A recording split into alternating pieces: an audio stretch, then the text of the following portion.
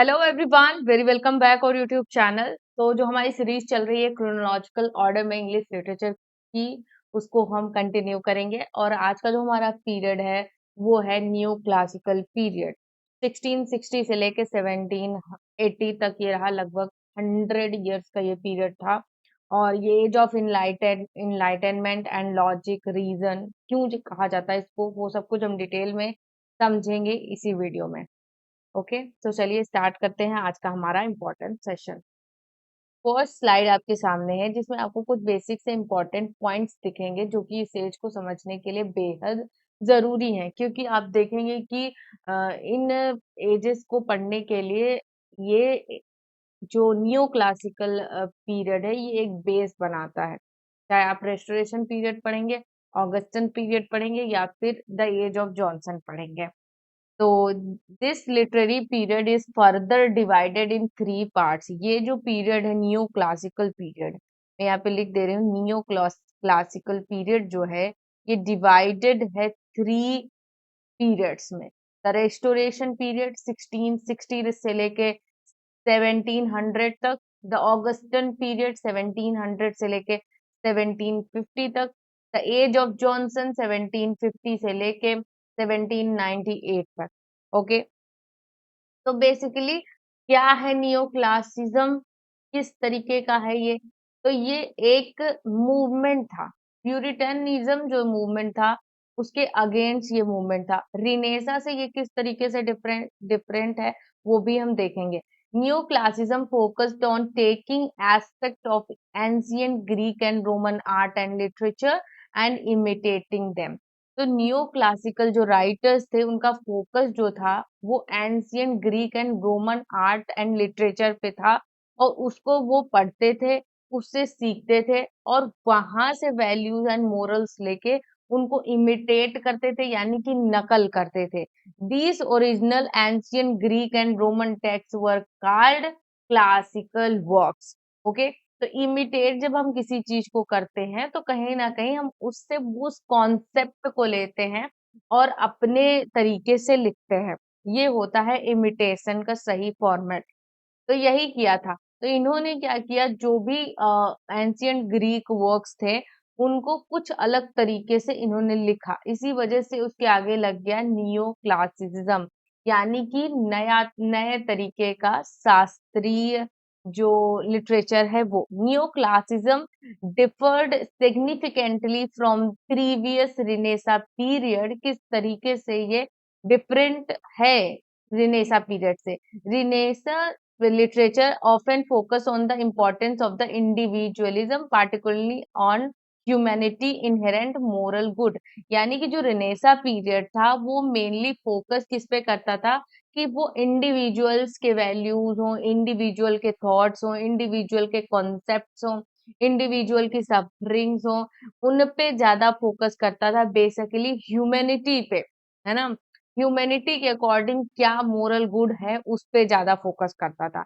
लेकिन other side जो neoclassical literature था वो instead focus on more universal issues and portrayed human as much more nuanced and flawed. तो यहाँ पे जो नियो क्लासिकल लिटरेचर था वो फोकस करता था यूनिवर्सल इशूज पे।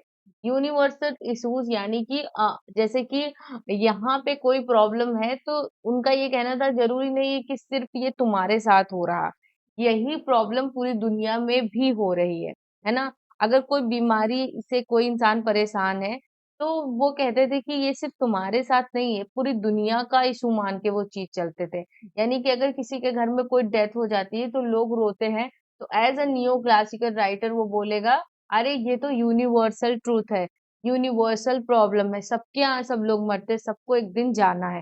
तो इस तरीके की बातें करते थे नियो क्लासिकल राइटर्स। ये बहुत ही ज्यादा फॉर्मल एंड स्ट्रिक्ट रूल्स में लिखते थे। न्यू क्लासिकल की आप थोड़ा-सा और मैं ईज़ी वे में आपको समझा दूँ definition. New classical means a movement in art, literature and architecture that came after the renaissance and focused on order, reason and discipline.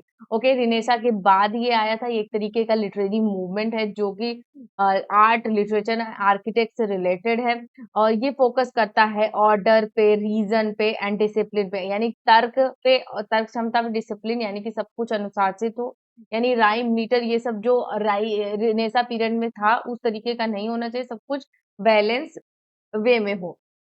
It was inspired by the classical works of ancient Greece and Roman. तो इन लोगों के जो works थे ancient classical works जो थे जो कि ग्रीक एंड रोमन के थे उनसे ये इन्फ्लुएंस थे।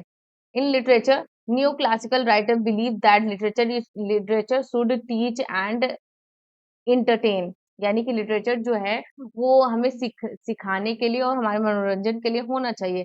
They followed rules and tradition from classical authors like Homer, Virgil and Horace. तो ये जो होमर, वर्जिल एंड होरेस थे उनके रूल्स एंड ट्रेडिशंस को ये फॉलो करते थे जो न्यू क्लासिकल राइटर्स थे। की फीचर्स ऑफ न्यू क्लासिज्म का देखते हैं।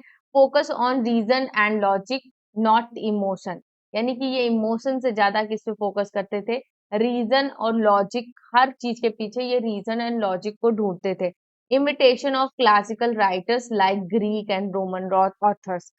नेक्स्ट है emphasis on rules and structure, proper form and grammar were important, को ज्यादा देते थे, यानी कि हम कैसे भी लिटरेचर नहीं लिख सकते, उसके भी कुछ रूल्स एंड स्ट्रक्चर होते हैं, उनको फॉलो करना चाहिए, यानी कि इनफॉर्मल से फॉर्मल की तरफ सेट हो गया है। Moral lesson, literature should guide people to behave well, यानी कि लिटरेचर ऐसा होना चाहिए जिसको पढ़ने के बाद लोगों को ये समझ में आए कि हाँ ऐसे एक्शन करना है, ऐसे परफॉर्म करना है, ये चीजें अच्छी हैं, ये चीजें नहीं अच्छी, यानी कि उनके बिहेव में परिवर्तन लेके आए। क्लैरिटी एंड सिंप्लिसिटी इनके वर्क्स में देखने को मिलती थी।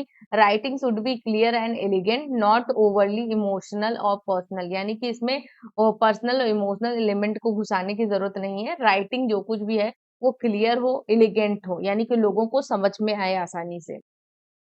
फेमस जो न्यू क्लासिकल राइटर्स थे उसमें अलेक्जेंडर पोप का the rape of the lock और John Dryden Absalom and Achitophel and Samuel Johnson का the lives of the poet, ये कुछ इंपॉर्टेंट वर्क्स थे और इंपॉर्टेंट राइटर्स थे जिन्होंने लीड किया था। तो यहाँ पे हमारा जो बेसिक सा इंट्रोडक्शन था न्यू क्लासिकल एज का, तो वो यहाँ पे खत्म होता है। थैंक्स फॉर वॉचिंग, मिलते हैं नेक्स्ट वीडियो में द रेस्टोरेशन पीरियड में। Okay, bye bye.